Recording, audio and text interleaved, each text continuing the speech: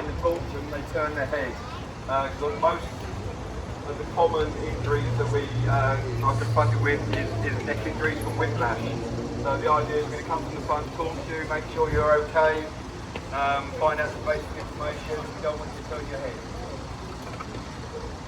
If we have to get into the car in a quick way, we'll do that by stabilising the car, get in, if someone's unconscious, we'll make sure that we've got control of their head, make sure that they're breathing. And the next thing we're going to do is what happens is all the firefighters will be doing jobs simultaneously. We're going to start by stabilising the car. We're going to make sure that we want minimal movement when we're cutting the car. Should you have any spinal injuries from the car crash, we want to make sure that you can see from there, yes. So we stabilise it. Yeah. Stabilising will always depend on how the accident happened. Sometimes you've got cars like this on all four wheels, sometimes on its roof, sometimes on its side. It can be, it's different every time. What we've got here is a basic 8-point stabilisation. 2 at the front, 2 at the back, 2 either sides, and 1 at the back. So you've got 9 points of stabilisation. Every time we cut and remove something from the car, whether it's the roof, the door, we will go around and check that as the weight gate comes up. We'll make sure that's alright. So what the boys are going to do, we've already prepped the car a little bit last week. Sometimes we wait for the sun too long. They're going to deal with the glass first. Then they're going to make sure the casualties inside are protected. And then make a couple of cuts and turn it to the vertical. Alright? Carry on, chaps. Yes. Yes, Lion Hero. They're going to cut. Okay.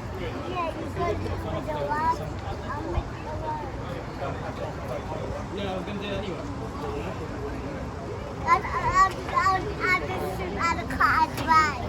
Yes.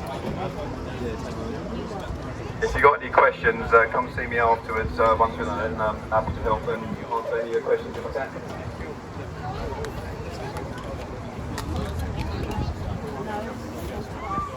One of the first things they're doing there is putting what we call windscreen protector on, so they will end up cutting and breaking the glass of the windscreen. That is to try and minimise the amount of glass dust or glass fragments hitting the casualties inside the car. Sorry, guys. Sorry.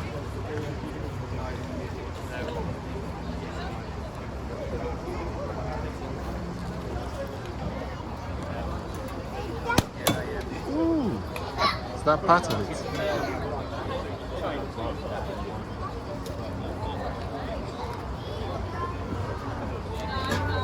It's just a balloon, Hero, okay? It's just balloon.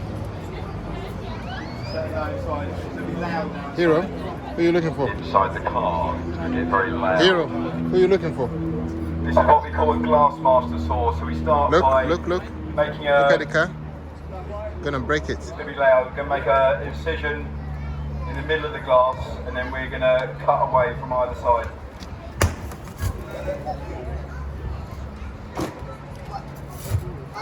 Hero. Look at Daddy. Look at Daddy. Daddy's there. Okay. So wait there. Stay here.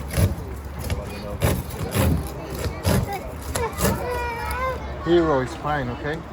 So what I tend to do as an officer in charge, if I turn up in charge of something like this, my governor will also turn up and he'll be my monitoring officer. So when I come and assess the scene like this, what we get trained to do is have a, for lack of a better way, an A and a B plan. So you have your main plan of how you're going to extricate your casualty, and then you've got your backup plan or an emergency plan. Should those casualty inside the car deteriorate on a medical way, then we can get them out quicker. It just means it won't be, the normal way will be safer for them, for their spine. It's there. Look. Have you seen it? Wait, no, you wait. Okay? Come here. Wait. Stay here with Larry. Stay with Larry.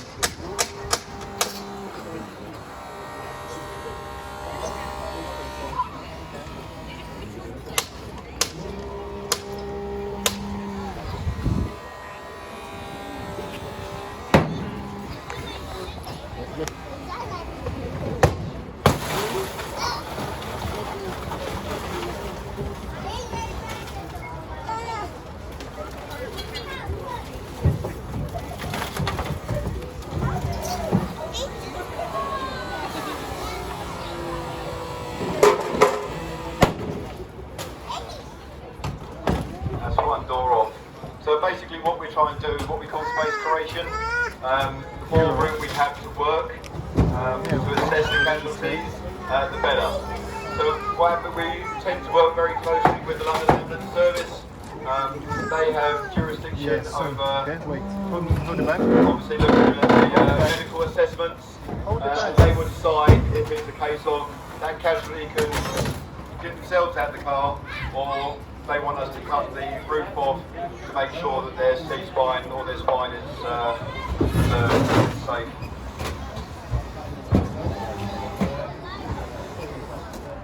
Lammy, look at the car.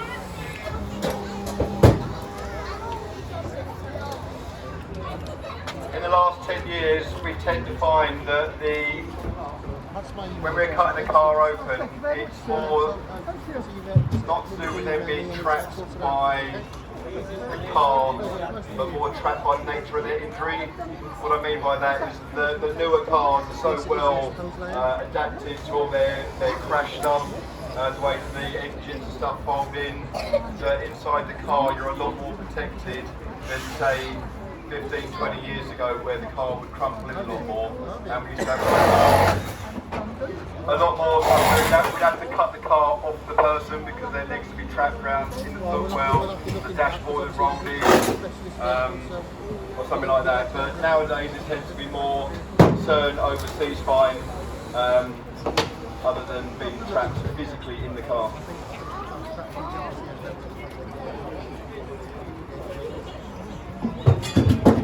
Sorry? No. I'll look into it, okay? How are you in the car? Good.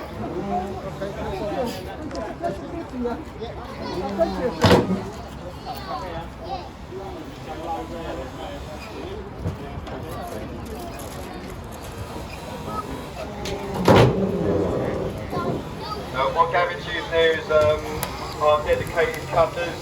You may know them as things called the Jaws of Life, which probably you heard that on an American movie or something. But the Jaws of Life are our dedicated cutters. They can go through or on steel, very good cutters.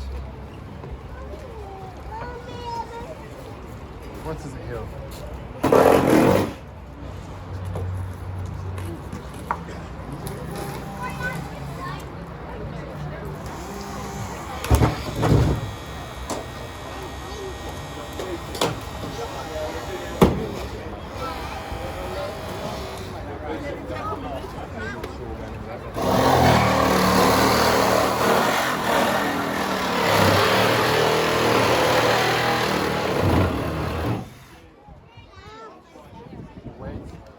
We said it's loud.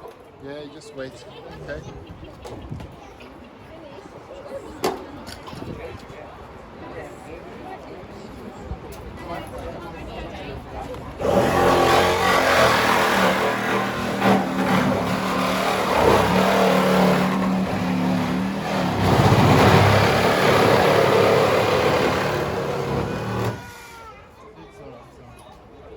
So if anyone knows anything about cars, what we call this, we call that the A post, we call that the B post. Normally, the last cut we make is the B post, nearest the main casualty, or person is most hurt. If it's just one person in the car, it would be the B post by the casualty.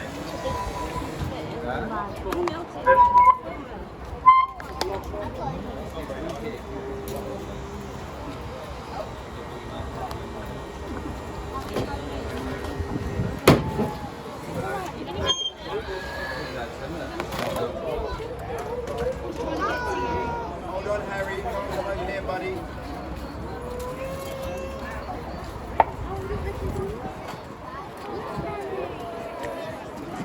And there you have a newly converted car.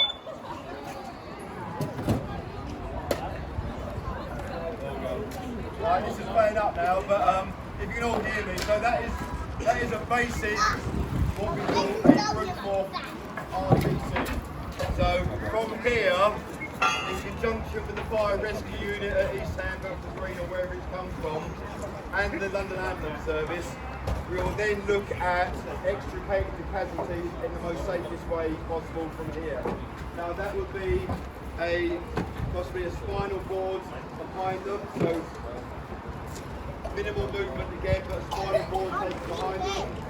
Maybe the head restraints, the headrests are taken out.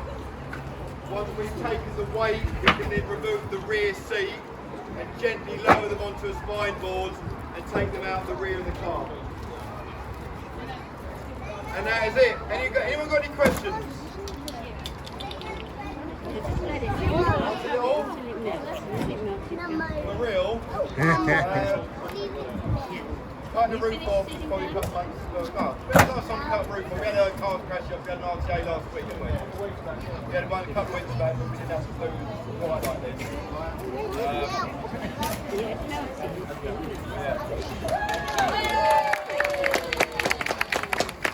So how long does that usually take you? Because this demonstration is a bit slow. Do you do it quicker? No, that's probably average speed. Okay. That would be considered slow. Okay. So first of all, when we get mobilised to an incident, let me try this again. How tricky is that? I don't like that. I'm turning that off. Right, so when we get mobilised at the fire station, we ideally try and aim to leave within 60 to 90 seconds of receiving that shout. That means finding out where we're going, getting our rig on, getting on the fire engine, and then leaving the fire station. Our first fire appliance should be on scene within 6 minutes, with the second there within 8 minutes. Obviously, if it's at barking, both machines go together, then hopefully you get 2 fire engines there within 6 minutes. We talk about the golden hour. The golden hour was from the time of the accident, time to getting them medical attention. So that'd be getting to hospital, whether it's by an ambulance, whether it's by the HEMT helicopter. So that sort of speed, it's not always about speed when you've got a medical case. Yeah. So obviously, as we all know, all emergency services are stretched at the moment, especially the London Ambulance Service, so sometimes we have to wait a little bit longer for the LAS to turn up. So in the first instance, we prepare the car, stabilise it, do our own emergency first aid, whether that's putting on a collar, giving oxygen or basic first aid. We will never take the person out of the car until the ambulance get here and assess them, unless the car is on fire, obviously. But then we will also try and do it in the safest way possible, should they have an injury that we can't see or diagnose. I would say from getting to an RTC, being agreed that you want the casualty extricated.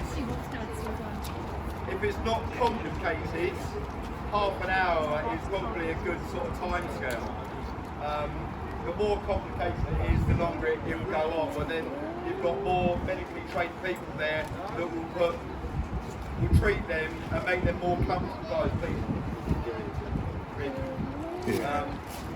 Does that make sense? Yeah, it does. Yeah. Thanks. Anyone got any other questions or I'll do that. Just do that later.